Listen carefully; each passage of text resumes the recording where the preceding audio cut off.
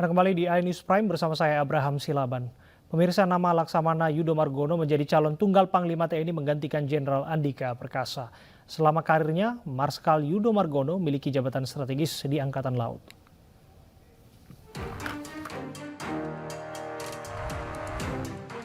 Kepala Staf TNI Angkatan Laut Laksamana Yudo Margono menjadi calon tunggal Panglima TNI yang akan menggantikan Jenderal Andika Perkasa.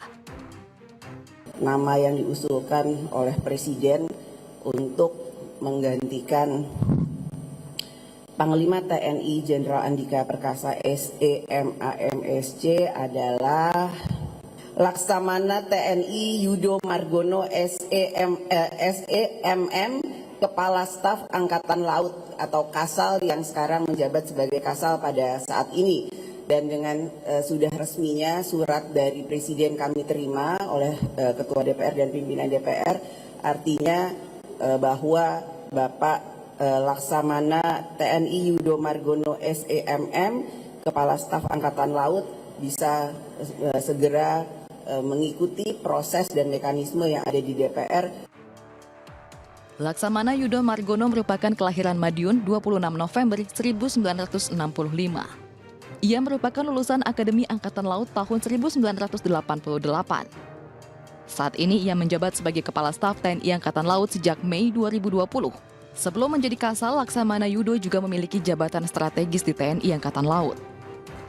Nama Yudo juga sempat masuk kandidat pengganti Marsikal Hadi Cahyanto sebelum akhirnya posisi itu diduduki Jenderal Andika Perkasa. Nama calon Panglima sudah ditetapkan, DPR punya waktu kurang dari 1 bulan untuk bergerak memproses Laksamana Yudo Margono sebagai Panglima TNI. Kita akan bahas bersama dengan anggota Komisi 1 DPR, Hilary Brigita Lasut. Selamat malam, Mbak Hilary. Selamat malam, Pak Abraham. Iya, Mbak Hilary, kita ingin tahu kapan uji kepatutan dan kelayakan akan segera dilakukan. Saat ini menurut informasi sekretariat sedang menyusun undangan, sehingga mungkin dalam waktu kurang dari 2 minggu ini ya sudah pasti akan ada fit and proper test. Kami juga dari anggota Komisi 1 sudah disounding ya untuk mempersiapkan pertanyaan-pertanyaan dan pendalaman-pendalaman seperti apa yang akan kami sampaikan untuk bisa memastikan kelayakan dari seorang Kepala Staf Angkatan Laut Yudo Margono untuk menjabat sebagai Panglima TNI lewat bukan visi dan misi ya, tetapi mungkin rencana kerja ke depan. Oke, ini kaitannya dengan kiprah beliau di Kepala Staf Angkatan Laut yang juga menjadi mitra Komisi 1. Selama karir beliau, torehan beliau, apakah kemudian ini dirasa sudah cukup mumpuni untuk menjadi seorang Panglima?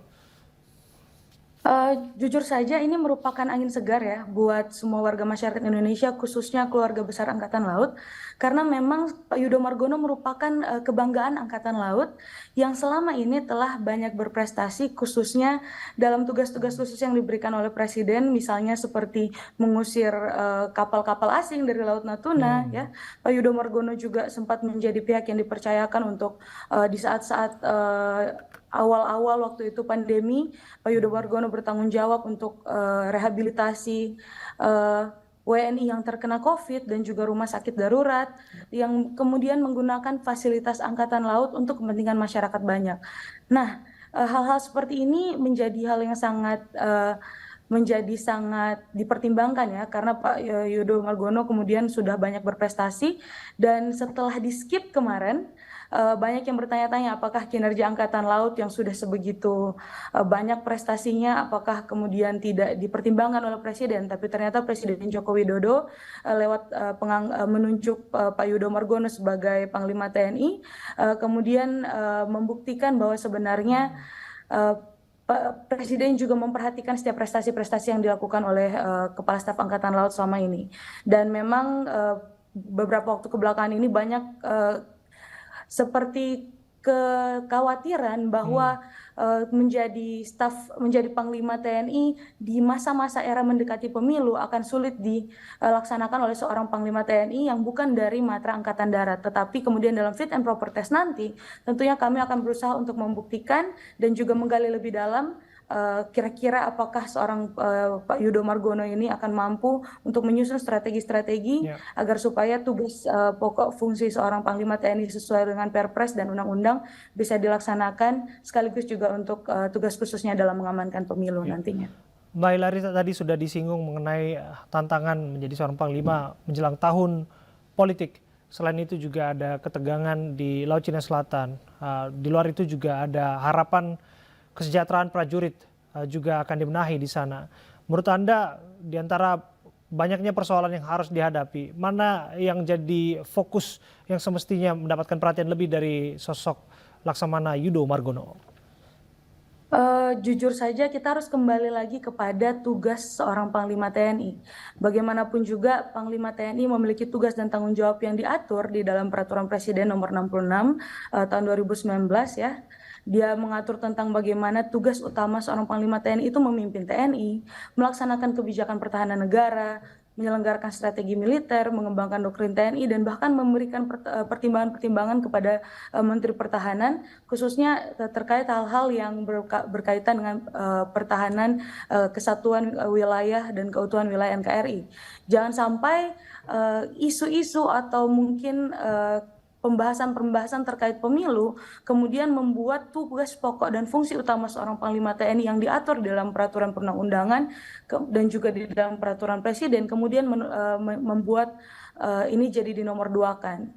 Nah, sehingga menurut saya secara pribadi seorang Panglima TNI yang saat ini mungkin akan dijabat oleh Panglima TNI dari Matra Angkatan Laut kemudian harus membuktikan bahwa tupoksi Panglima TNI yang dicantumkan dalam Perpres mampu dilaksanakan oleh seorang Panglima TNI dari Matra Angkatan Laut.